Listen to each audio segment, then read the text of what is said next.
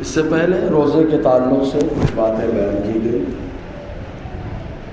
ابھی روزے کے تعلق سے ایک دن آتا ہے جس کو یوم الشک کہا جاتا ہے.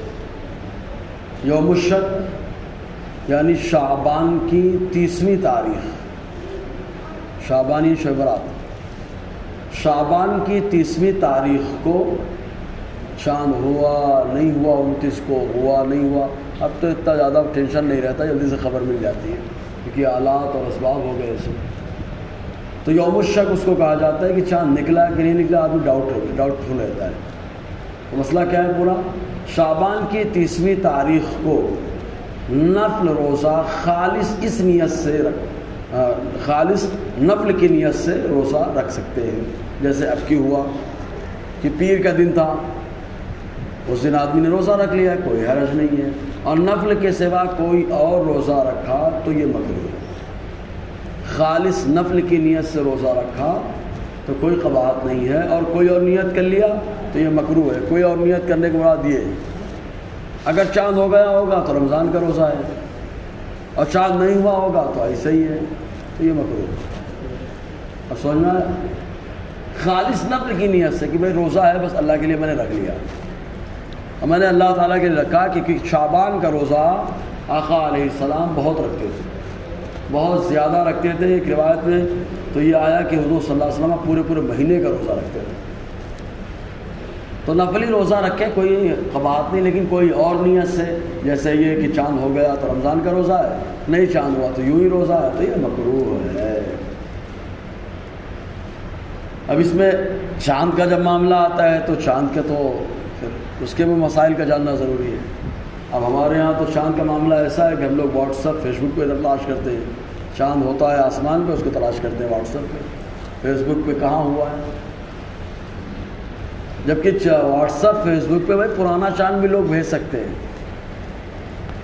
لیکن آسمان میں پرانا نہیں آئے گا. آسمان میں جب آئے گا نیا آئے گا، اور نیا آئے گا تو تاریخ بدلے گی، مہینہ بدلے گا. اور جب بھی آتا ہے نیا رہتا ہے، چاہے 2 تاریخ کا ہو چاہے 3 تاریخ کا، وہ ہر چاند نیا ہوتا ہے.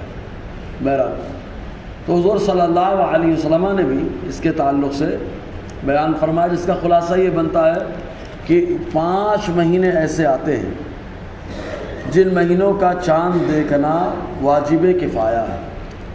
واجب کفایہ مطلب واجب تو ہے، ضروری ہے، لیکن ہر آدمی کے لیے نہیں. کچھ لوگ دیکھ لیں میں سب بری ذمہ ہو جائیں گے، ایک آدمی بھی دیکھ لیا سب بری ذمہ ہو جائیں گے، 2 دیکھ لیں بری ذمہ ہو جائیں گے، لیکن دیکھنا واجب ہے. جیسے شعبان کا چاند دیکھنا واجب ہے، واجب کفایہ ہے. رمضان کا روزہ واجب کفایہ ہے. شوال یعنی عید کا، اس کو تو لوگ دیکھتے ہی ہیں. رمضان کو دیکھے، شعبان کو دیکھے نہ دیکھے، عید کا تو ہر بچہ دیکھتا ہے بھائی. ذوالقعدہ کا چاند، ذوالقعدہ جس کو ہم لوگ بولتے ہیں خالی مہینہ بولتے ہیں نا، خالی کا مہینہ مطلب کوئی تہوار ہی نہیں اس میں، اس لیے خالی ہو، کوئی تہوار نہیں تو خالی ہو گیا بیچارہ. جبکہ اس میں کیا ہے، ذوالقعدہ حرمت والا مہینہ ہے، عظمت والا مہینہ ہے. ذوالحجہ یعنی بقرعید.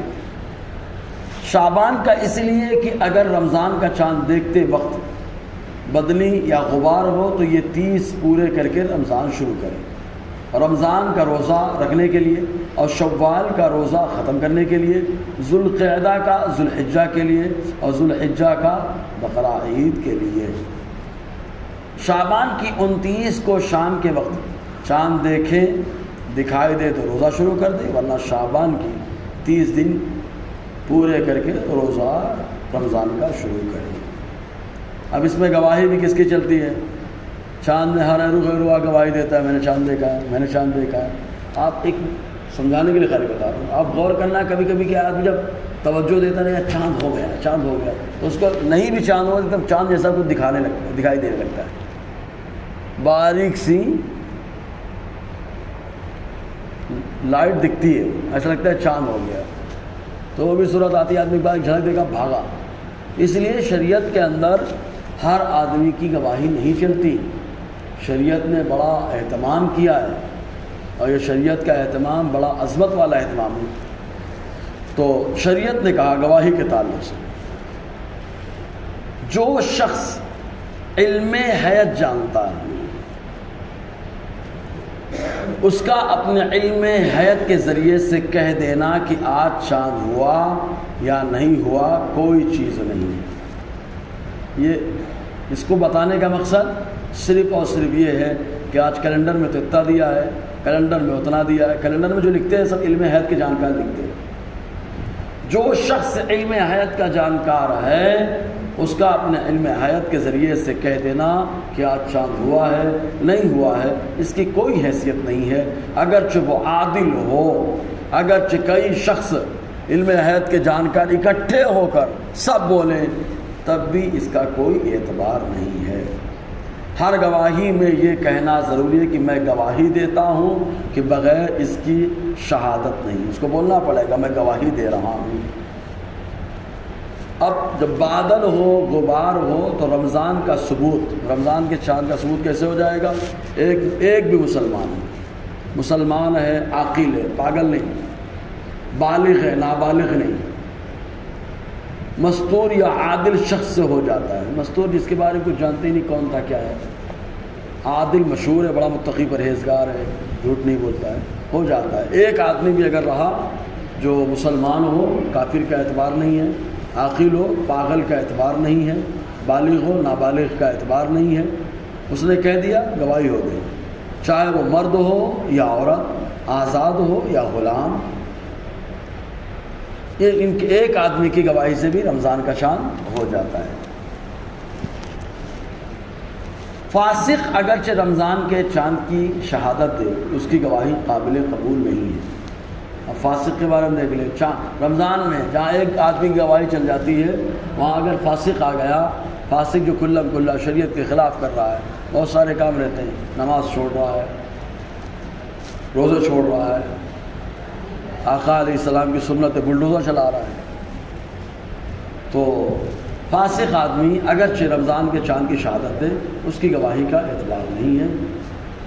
جس شخص عادل نے رمضان کا چاند دیکھا اس پر واجب ہے کہ اسی رات میں شہادت ادا کر دے، یعنی قاضی کے پاس جا کے بتا دے کہ میں نے چاند دیکھا ہے، میں نے چاند دیکھا۔ تنہا امام یا قاضی نے چاند دیکھا تو اسے اختیار ہے خواہ خود ہی روزہ رکھنے کا حکم دے دے یا کسی کو شہادت لینے کے لیے مقرر کرے اور اس کے پاس شہادت ادا کرے۔ یعنی امام جو ہے، قاضی اسلام جو ہے، اس نے خود ہی دیکھ لیا چاند تو اللہ اعلان کر دے بھائی قاضی ہے، اللہ اعلان کر دے کہ رمضان کا یہ شروعات ہو چکی ہے، لیکن اگر چاہے تو کہ دو چار آدمی کو بٹھائے کہ میں نے چاند دیکھا ہے اور دیکھنے کے بعد پھر اعلان کر دے۔ یہ دونوں صورتیں ہو سکتی ہیں۔ گاؤں میں چاند دیکھا، وہاں کوئی ایسا نہیں کہ جس کے پاس گواہی دے، تو گاؤں والوں کو جمع کر کے شہادت ادا کرے، سب کے سامنے بتائے۔ کسی نے خود تو چاند نہیں دیکھا، خود نہیں دیکھا، مگر دیکھنے والے نے اپنی گواہی کا گواہ بنایا، تو اب اس کی گواہی بھی دیکھنے والے کی گواہی کی طرح ہے۔ اس کو بولتے ہیں شہادت، مطلب گواہ بنانا، گواہ بنانا۔ آدمی نے چاند دیکھا، جیسے کبھی کبھی تو وہاں سے شہادت آئی، اب وہاں شہر کے لوگ گئے جنہوں نے دیکھا یا جو قاضی صاحب تھے انہوں نے گواہ بنا دیا، گواہ بنا دیا، لکھ کے لیٹر لے کے آ گئے، یہاں پر بھی شہادت ہو گئی اس کے ذریعے سے۔ تو کسی نے خود تو چاند نہیں دیکھا مگر دیکھنے والے نے اپنی شہادت کا گواہ بنایا، تو اس کی شہادت کا بھی وہی حکم ہے جیسا کہ کسی نے دیکھا ہے۔ اب آئیے ذرا عید کی چاند کے تعلق سے بھی چلیں تھوڑا سا۔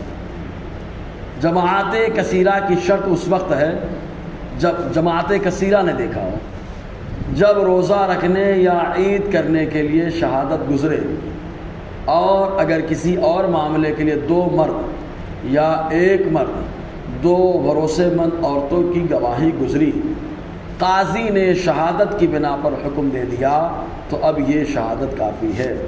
روزہ رکھنے یا عید کرنے کے لیے بھی ثبوت ہو گیا۔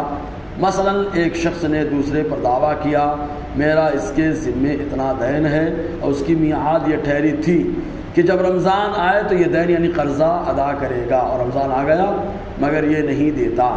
مدعا علیہ نے کہا بے شک اس کا دین، اس کا قرضہ میرے ذمے ہے، میعاد بھی یہی ٹھہری ہے، مگر ابھی رمضان نہیں آیا، اس پر قرضہ لینے والے نے 2 گواہ گزارے کہ رمضان ہو گیا، رمضان ہو گیا۔ جنہوں نے چاند دیکھنے کی شہادت دے دی تو اگرچہ مطلع صاف تھا، 2 ہی کی گواہیاں ہوئیں، مگر اب روزہ رکھنے اور عید کرنے کے حق میں یہی 2 ہی گواہیاں کافی ہیں۔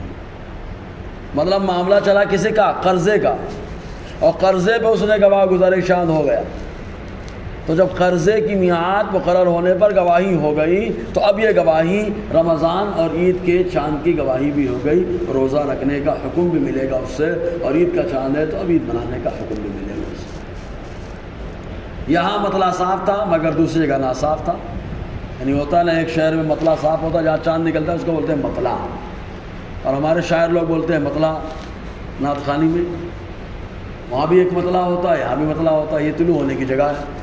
تو اپنے یہاں اتنا مطلع صاف تھا، یا دوسری جگہ مطلع صاف نہیں تھا، بادل تھا، یا دھول بہت زیادہ ہو گئی، یا دھواں کبھی کبھی آگ وغیرہ کی وجہ سے دھواں بہت زیادہ آ جاتا ہے، تو جس کی وجہ سے کچھ دکھائی نہیں دیتا بادل کو۔ تو یہاں تو مطلع صاف تھا مگر دوسری کا ناصاف تھا۔ وہاں قاضی کے سامنے شہادت گزری، قاضی نے چاند ہونے کا حکم دیا۔ اب 2 یا چند آدمیوں نے یہاں آ کر جہاں مطلع صاف تھا اس بات کی گواہی دی کہ فلاں قاضی کے یہاں 2 شخصوں نے فلاں رات میں چاند دیکھنے کی گواہی دی، اور اس قاضی نے ہمارے سامنے حکم دے دیا، تو یہاں کا قاضی بھی ان شہادتوں کی بنا پر حکم دے دے گا۔ مان لیجیے دھولیا میں مطلع صاف تھا، اپنے یہاں صاف نہیں تھا، اپنے یہاں صاف ہے، دھولیا میں قاضی نے حکم دے دیا، 2 آدمی وہاں سے آئے مالیگاؤں، اور آنے کے بعد یہاں پر قاضی کے پاس بول دیا کہ وہاں گواہی ہو گئی ہے قاضی کے پاس، انہوں نے حکم بھی دے دیا ہے، تو انہی دونوں کی باتوں پر قاضی صاحب حکم دے دیں گے کہ چاند ہو گیا۔ یہ بڑے اہم مسائل ہیں چاند کے، بڑے انشاءاللہ کچھ روشنی رہے گی اس پر۔ اللہ تبارک و تعالی ہم لوگوں کو سمجھنے اور دوسروں کو بتانے کی توفیق عطا فرمائے۔ بس ایک بات اپنی بات پیش کر دوں کہ عام طور سے قانون شرع جو ہے، ہم لوگ جو ہے طبیعت کے اتنے زبردست، ہم لوگ سب اس میں آ گئے، ہم بھی آ گئے، آپ بھی آ گئے، سب آ گئے۔ ہم لوگ جو ہے نا طبیعت کے اتنے خطرناک پابند ہو چکے ہیں کہ طبیعت جو بولتی ہے دل کرتا ہے وہی ہونا چاہیے، لیکن طبیعت جو ہے کبھی کبھی عسیٰ ان تحبوا شیئا وہو کرہ لکم، اللہ تعالیٰ قرآن میں فرماتا ہے ہو سکتا ہے تم کسی چیز کو پسند کرو لیکن اللہ کی بارگاہ میں ناپسند ہو۔ تو طبیعت پسند کرے تو کوئی ضروری نہیں کہ اللہ کی بارگاہ میں پسند ہو۔ ایک مثال دے رہا ہوں، حضرت شیخ عبدالحق محدث دہلوی رحمۃ اللہ علیہ نے مدارج النبوہ کے اندر ایک روایت لکھی ہے، حضور صلی اللہ علیہ وسلم کے وصال فرمانے کے بعد صحابہ 2 گروہ میں ہو گئے کہ حضور کو غسل دیا جائے یا نہ دیا جائے، حضور کو نہلایا جائے یا نہ نہلایا جائے، 2 گروہ ہو گئے۔ دیکھو اختلاف وہاں پر بھی ہوا۔ ایک آواز آئی کہ اللہ کے نبی پاک ہیں، اللہ کے نبی کو غسل نہ دیا جائے، تو جو لوگ کہہ رہے تھے کہ نہلانے کی ضرورت نہیں، وہ لوگ خوش ہو گئے، دیکھو کہا آواز آ گئی ہے، اب تو نہیں نہلانے کا۔ دوسری فور آتے حضور کے چچا عباس، آپ نے فرمایا ایسی آواز کہاں سے آئی، کس نے بولا، ہم نہ اس کو جانتے ہیں نہ پہچانتے ہیں، اس کی آواز کو بھی نہیں جانتے، اس کی بنا پر اب شریعت کا اصول نہیں توڑیں گے، جو شریعت کا قانون ہے اس پہ ہی چلیں گے، اس پر چلیں گے، اللہ کے نبی صلی اللہ علیہ وسلم کو نہلایا جائے گا۔ حضور کے چچا عباس نے جیسے ہی کہا، ایک آواز آئی کہ میں اللہ کا نبی خضر بول رہا ہوں، اللہ کے نبی کو غسل دیا جائے، پہلی آواز شیطان کی آواز تھی، یہ آواز میری ہے، تو اللہ کے نبی صلی اللہ علیہ وسلم کو غسل دیا گیا۔ تو حضور کے چچا عباس نے کیا بتایا، بڑی زبردست بات کہی انہوں نے، ایسی آواز جس کے بارے میں ہم نہیں جانتے کس کی ہے، کون بول رہا ہے، کہاں سے بول رہا ہے، اس کی بیس پر ہم شریعت کا قانون نہیں توڑ سکتے ہیں۔ ایسی طبیعت کہ معلوم نہیں وہ طبیعت اللہ کے حکم سے کام کرتی ہے یا وہ طبیعت کس کے حساب سے چلتی ہے، یا وہ معاملات کیا ہیں، کہاں سے چاند کا معاملہ کیا آیا، اس کے بیس پر ہم شریعت کا اصول نہیں چھوڑیں گے، کیونکہ ہم کلمہ اللہ کا پڑھتے ہیں، رسول اللہ کا پڑھتے ہیں، تو قانون بھی اللہ اور رسول کا چلے گا، طبیعت کا نہیں چلے گا۔ سمجھ رہے نا، کیونکہ شریعت کا معاملہ ہے نا، شریعت کا معاملہ ہے۔ پھر یہاں بولے پھر تو ہوائی جہاز لینا بند کر دیں، ٹرین استعمال کرنا بند، ارے وہ الگ معاملہ ہے بھائی، یہ شریعت کا معاملہ ہے۔ بات آئی ہے نماز روزے کی یا عبادت کی اور لے کر کے چلے گئے وہاں پر۔ نماز میں ہم کمی بیشی نہیں کر سکتے، کوئی سوچے لاؤ ظہر میں تھوڑی آسانی پیدا کر دیں، ماڈرن نماز کر دیتے ہیں، ہیں اپڈیٹ کر دیتے ہیں، نیا ورژن لے کر کے آ جاتے ہیں۔ 5 کے بجائے 6 رکعت پڑھو، ٹینشن ختم کرو۔ 4 کے بجائے 5 پڑھو یا 6 پڑھو، ٹینشن ختم کرو، نہیں چلے گا۔ ایسے روزے کا معاملہ ہے، حضور نے فرمایا چاند دیکھ کر شروع، چاند دیکھ کر ختم۔ تو جو شریعت کا اصول ہے اس پہ چلیں، طبیعت پہ عمل کرنے کی کوشش کریں گے تکلیف پڑے گی۔ اور دماغ ہر آدمی کے پاس ہوتا ہے، جب دماغ چلتا ہے تو اختلاف ہوتا ہے۔ اس سے پہلے